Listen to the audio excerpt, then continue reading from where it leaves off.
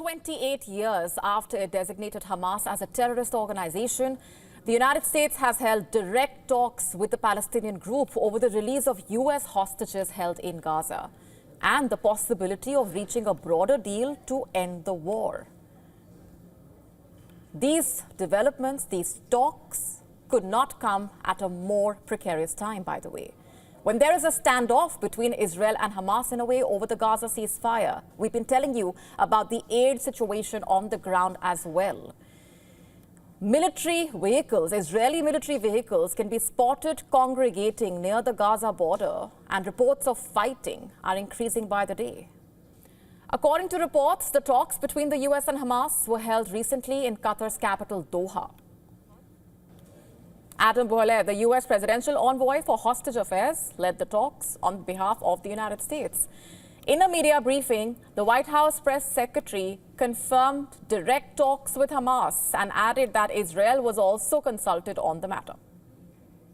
Well, when it comes to the negotiations that you're referring to, first of all, the special envoy who's engaged in those negotiations does have the authority to talk to anyone.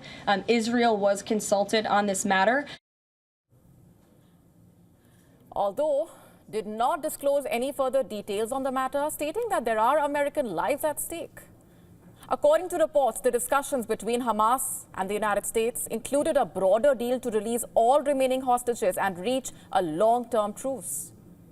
Meanwhile, Hamas spokesperson Hazem Qassem said that the group remains open to engaging with international parties, excluding Israel. However, he stated that Hamas is prepared to accept any arrangement for Gaza, provided it is based on Palestinian consensus.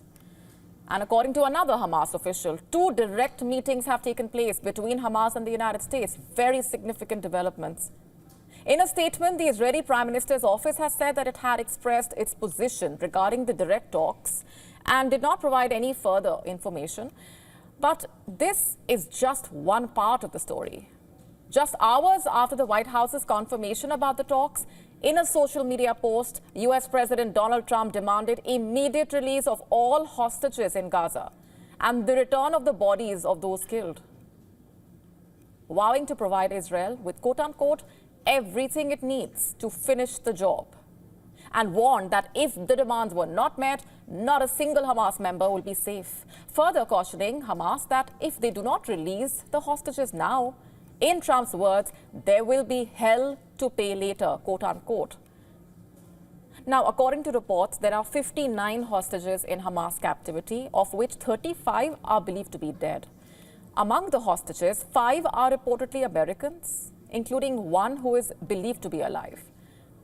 Reacting to Trump's warning, Hamas reportedly said that the threats only further solidify support for Netanyahu to evade the terms of Gaza ceasefire deal, adding that to release the remaining hostages, Israel had to implement the second phase of the Gaza ceasefire. The second phase of the ceasefire deal, agreed in January, included the release of all remaining living hostages and the withdrawal of Israeli troops from Gaza, which Israeli Prime Minister Benjamin Netanyahu, remember, has already rejected in favor of the Trump envoy Steve Witkoff's plan to extend the temporary ceasefire by 50 days, in which conditions for a permanent ceasefire could be discussed and half of the hostages released. Meanwhile, Gazans said that Trump should be more neutral and rejected the threats of any kind of displacement. Listen in.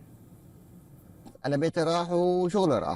think Trump should have been a neutral party and stood between the Palestinians and the Israeli army, especially after the threats he made last night regarding handing over the hostages, or the people of the Gaza Strip will live in hell and death. Trump is the greatest president of the greatest country in the world. He should be a neutral party. So basically, Trump has warned Hamas that there will be hell to pay. The question is, how will Hamas react? Will it abide? Or will these historic talks between Hamas and the United States pave the way? To stay up to speed with the latest news, download the WION app and subscribe to our YouTube channel.